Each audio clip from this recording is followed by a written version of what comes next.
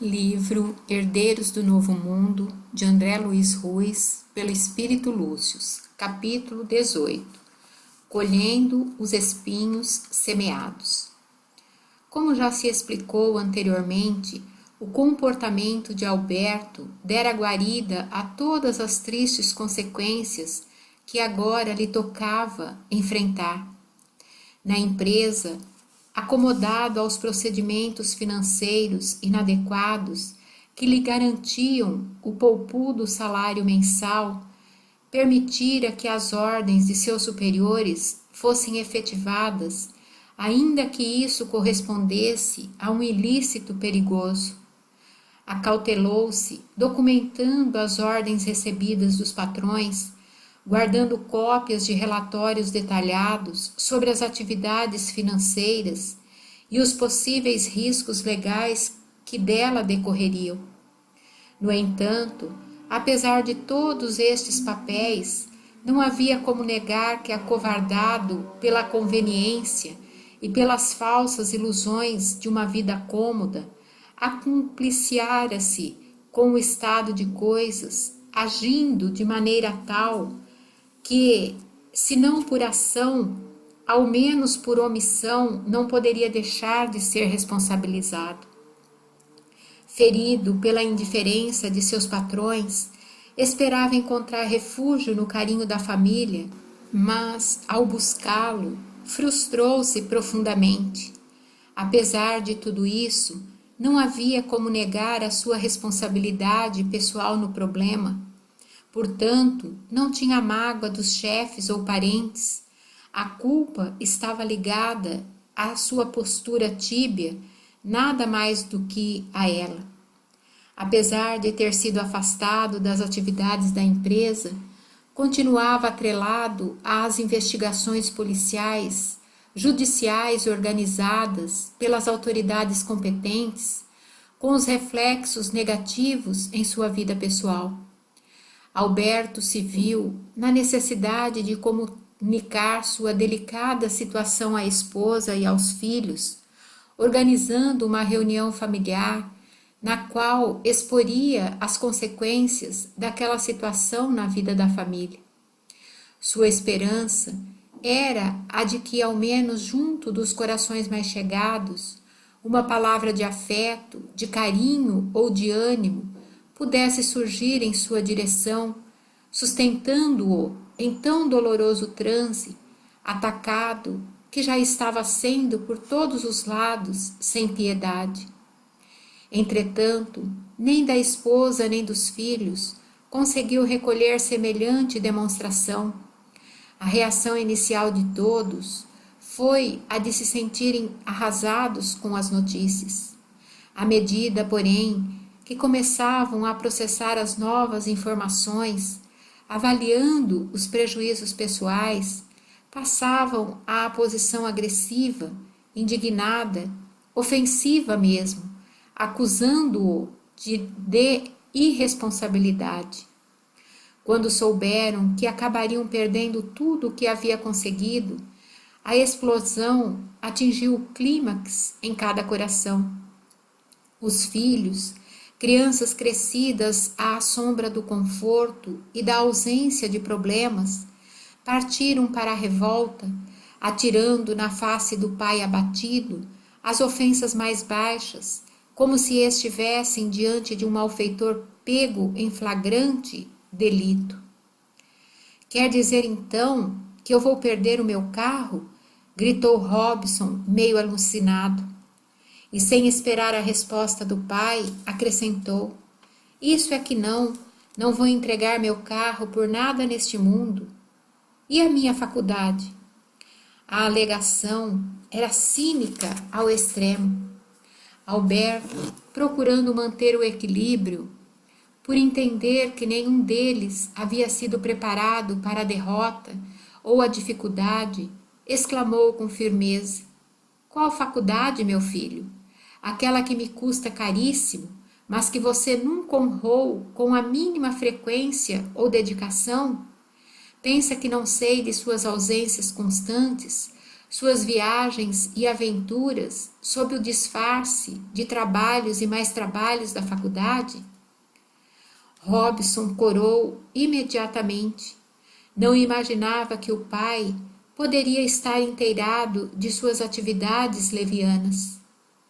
Um curso que já deveria ter sido encerrado há quase 3 anos e se arrastou até os dias de hoje, é a prova principal de sua pouca dedicação, meu filho.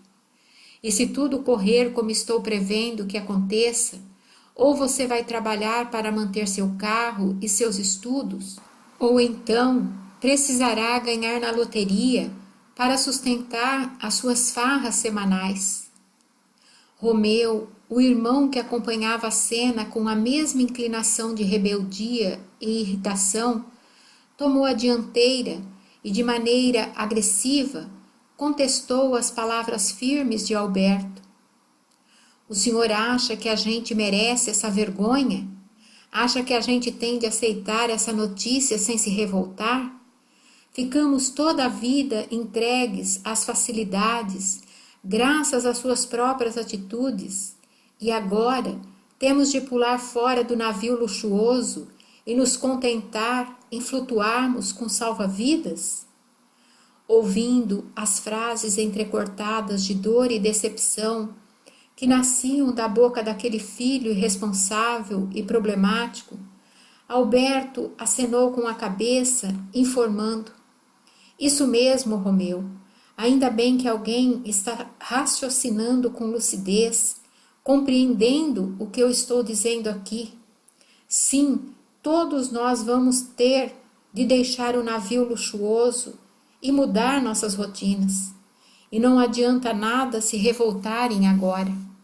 Gozaram tudo o que quiseram, fizeram de tudo o que o capricho os aconselhava. Como a cigarra da fábula, cantaram à vontade enquanto o verão era favorável. Agora, meus filhos, estamos entrando no inverno e antes que a fome nos consuma as forças, estou lhes avisando para que se preparem para os tempos difíceis. Mas tenho muitos compromissos com meus amigos, como vou fazer para cumpri-los? Ou se desculpa, dizendo que não poderá, ou arrume um emprego para manter seu nome honrado, se sua verdadeira preocupação é mesmo com sua honra, respondeu o pai. Os rapazes estavam arrasados, com a calma inflexível e com o horizonte nebuloso que feria seus caprichos de maneira definitiva. Restava Leda, sentada a um canto, esperando passar as explosões dos filhos para usar a palavra. Quando lhe tocou dizer alguma coisa, a réstia de esperança de Alberto se desvaneceu ao contato com os estiletes cortantes representados pelas frases da própria esposa. Sempre soube que você era um inútil, Alberto. No entanto, jamais imaginei que a sua competência em inutilidade fosse tão grande. Conseguiu afundar toda a família, sem nos dar tempo ou saída para nos safarmos com dignidade. Como pude me iludir, estando ao lado de um derrotado por tantos anos, meu Deus? Observando como os 2 filhos se postavam ao seu lado, naquela explosão de acusações injustas que lhe direcionavam, o desditoso Alberto elevou o pensamento ao alto, lembrando-se do carinho dos espíritos amigos, a começar por Ribeiro, que o acompanhava pessoalmente naquele transe amargo da descoberta da verdade. Suas lágrimas silenciosas não eram fruto da perda do dinheiro ou da posição de conforto. Eram a expressão da tristeza do coração do esposo digno e do pai extremamente generoso que, com recursos materiais abundantes, conquistaria o carinho daqueles a quem servia. Sobre sua cabeça, as mãos luminosas do dirigente espiritual do centro espírita garantiam-lhe um mínimo de serenidade e equilíbrio, além de manterem um fluxo de forças que protegeria o coração e o cérebro dos choques fulminantes da emoção em desalinho e das decepções a que estava sendo exposto. Alberto, por força dos aprendizados espirituais, já estava preparado para todos estes momentos dolorosos, inclusive para a perda dos bens que acumulara ao longo dos anos, bens e valores estes que, segundo o seu novo entendimento da vida, haviam sido mais causa de desdita familiar do que de alegrias coletivas. Graças ao excessivo dinheiro, perdera a proximidade da esposa, convertida em boneca de festas e certames sociais, e em relação aos filhos, a abundância lhes havia aberto as portas fáceis dos velhos vícios do espírito, aqueles acumulados no pretérito e que eclodiam novamente ao toque luminoso do ouro das facilidades. De nada adiantara suas palavras orientadoras a respeito das realidades do espírito, tentando levá-los a uma compreensão mais elevada dos objetivos da existência. Seus entes queridos continuavam despreparados para as surpresas da estrada, sem entendimento mais profundo acerca das coisas espirituais e dos diversos ensinamentos positivos que cada um pode recolher das inúmeras decepções, dificuldades, enfermidades ou dores no trajeto da encarnação edificante. Viam a vida pelo viés das facilidades e confortos, alijando-se de quaisquer esforços na luta por adquirir sabedoria e profundidade, madureza e amplitude de vistas. Alberto sabia que mais cedo ou mais tarde todos seriam reconduzidos pela dor ao caminho reto, e se para tanto se fizesse necessária a bancarrota financeira, que ela viesse e terminasse logo o serviço, já que as bancarrotas familiar, emocional e moral havia muito já se tinham instalado no contexto daquele lar desajustado. Todos estavam falidos há muito tempo, só lhes restava a falência econômica, talvez aquela que, em acontecendo, fosse o ponto de partida para o reerguimento de todos.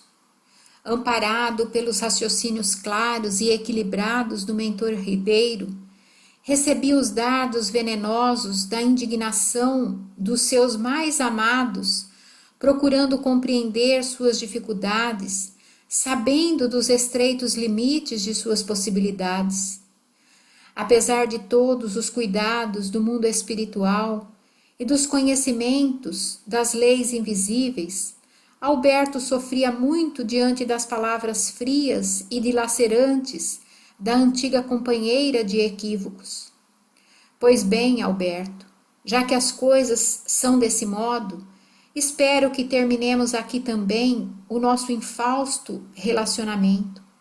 Se tenho de passar fome pelo tempo que me resta, não quero estar ao lado de homem derrotado, de um homem perdedor.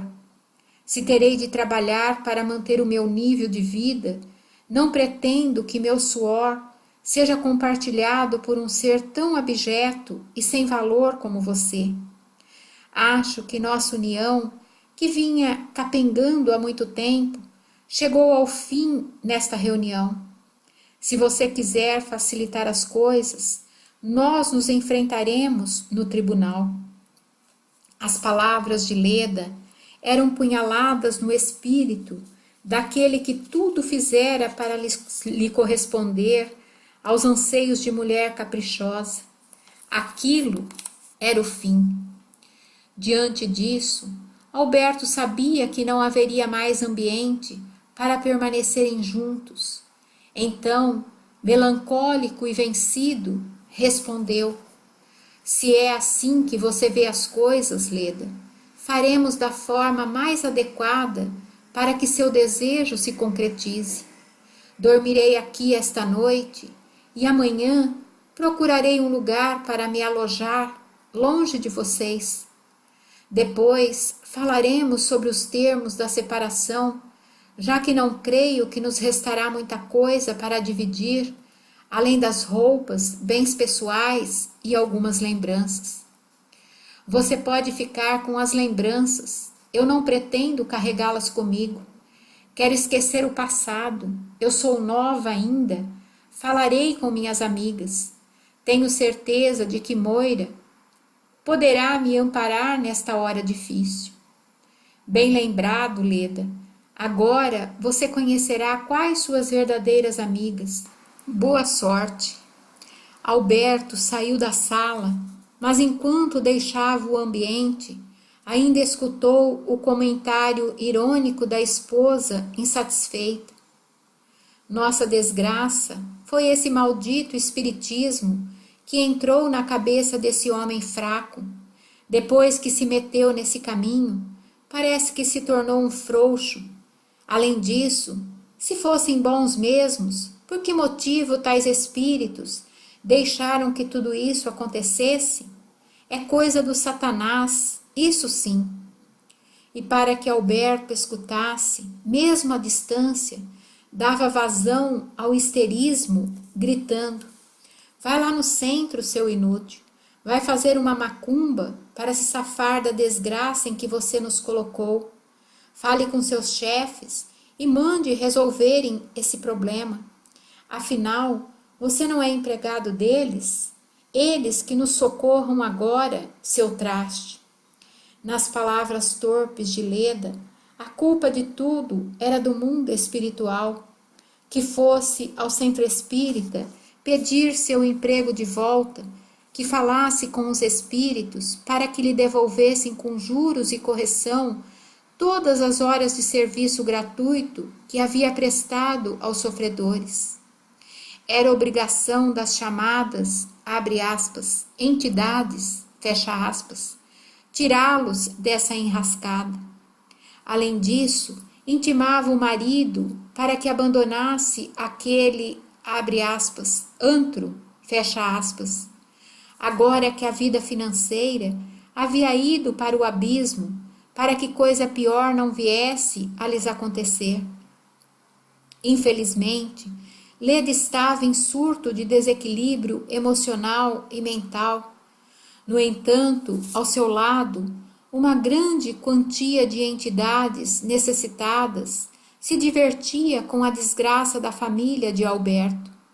Espíritos desajustados e infelizes que os acompanhavam havia muito tempo, vitimados por seus excessos e deslizes, vítimas de engodos, furtos, traições, que, em excitação festiva, comemoravam o sucesso de suas iniciativas persecutórias, pela dor que espalhavam no caminho dos antigos desafetos.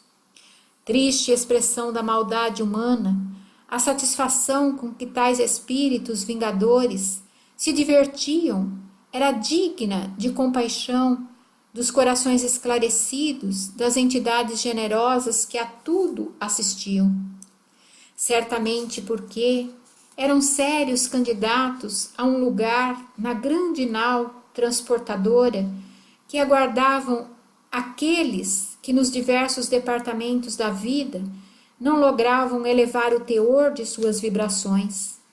Fossem os desencarnados ali conspirando contra a felicidade daquela família, fossem os seus integrantes indiferentes, levianos e egoístas, todos teriam de enfrentar as consequências de suas atitudes diante do tribunal da verdade.